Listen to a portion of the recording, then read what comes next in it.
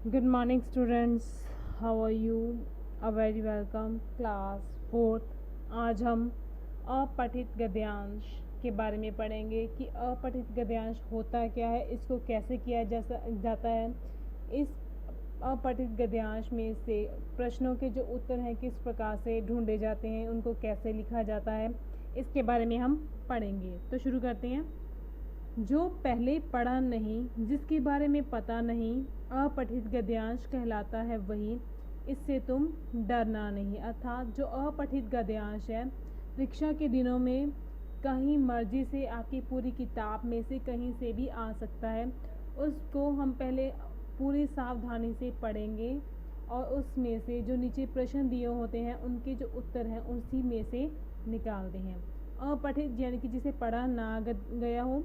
गद्यांश का अर्थ है पाठ, कहानी, निबंध आदि का एक छोटा सा हिस्सा, अंश यानी कि हिस्सा।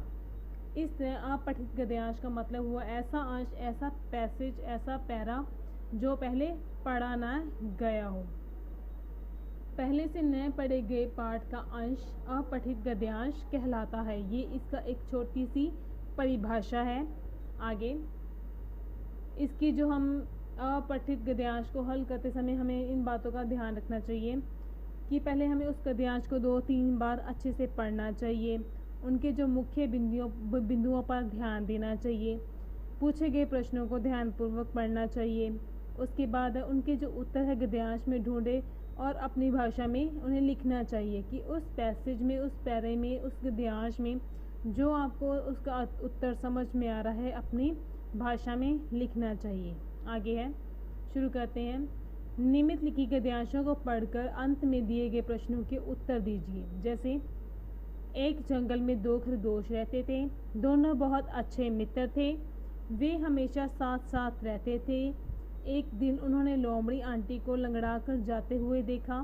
वैसे तो वे लोमड़ी से डरते थे, फिर भी हिम्मत जुटाकर उन्होंने लोमड़ी आंटी से कहा, हमें नहीं पता कि आपको क्या हुआ है।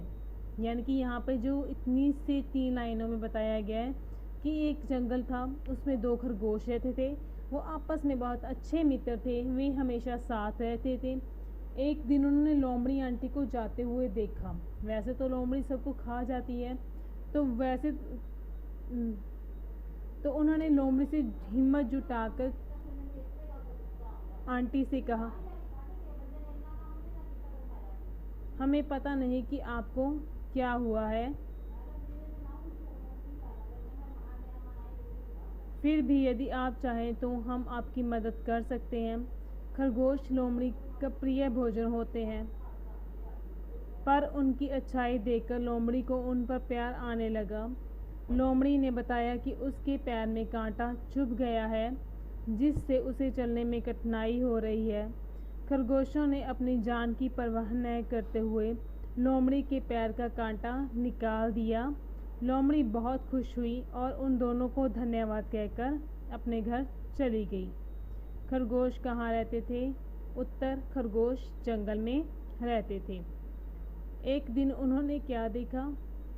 उन्होंने लोमड़ी आंटी को लंगड़ाकर जाते हुए देखा। लोमड़ी का प्रिय भोजन क्या होता है? खरगोश लोमड़ी का प्रिय भोजन होता है। लोमड़ी ने अपने लंगड़ाने का क्या कारण बताया? लोमड़ी ने बताया कि उसके पैर में कांटा चुभ गया है, जिससे उसे चलने में कठिनाई हो रही है। गद्यांश में से कोई 5 संज्ञा शब्द यानी कि वही व्यक्ति, स्थान, वस्तु का नाम हमें लिखना है। खरगोश, लोमड़ी, मित्र, पैर, कांटा। आगे है अनुच्छेद लेखन। अनुच्छेद यानी कि पैराग्राफ्स राइटिंग, किसी एक भाव या विचार पर सोच समझकर लिखा गया लेख अनुच्छेद कहलाता है। अनुच्छेद, जिस विषय पर अनुच्छेद लिखना है उसके बारे में हमें सोचना चाहिए और वाक्य जो हैं छोटे और सरल स्पष्ट होने चाहिए। आगे शुरू करते हैं। कंप्यूटर और मैं। सभी बच्चों की तरह मुझे भी कंप्यूटर बहुत अच्छा लगता है। खेलने, पढ़ाई करने, चित्र बनाने, किसी प्रश्न का उत्तर खोजने आदि के लिए यही मेरा सहायक है। यानी कि हम कंप्यूटर पर बैठकर हर तरह के प्रश्नों के हल खोज सकते हैं, कुछ भी कर सकते हैं, खेल खेल सकते हैं, पढ़ाई कर सकते हैं, चित्र कर सकते हैं। पहले मैं विद्यालय से घर आते ही कंप्यूटर की मेज पर पहुंचता था। मेरे इस कंप्यूटर प्रेम को देखकर एक दिन पापा ने कहा कि किसी भी काम या वस्तु की अधिकता बुरी होती है, कि हमें एक ही चीज़ लगातार नहीं करनी चाहिए। मैं उनकी बात समझ गया। अपनी कुछ समस्याओं जैसे कक्षा में बोर्ड पर लिखा ठीक से दिखाई न देना, कभी कभी सिर में दर्द होना, बाहर जाकर खेलना कम हो जाना आदि, इन सब का कारण पापा जी की इस बात से पता चल गया। अब मैंने निश्चय कर लिया कि मैं कंप्यूटर पर प्रतिदिन 1 घंटे से अधिक समय नहीं बिताऊंगा, तभी मैं उसका सही लाभ ले पाऊंगा। अर्थात हमें एक ही चीज़ पर लगातार निरंतर नहीं बैठना चाहिए। ऐसा होने से हमारी जो स्वास्थ्य पर बुरा प्रभाव पड़ता है। Thank you.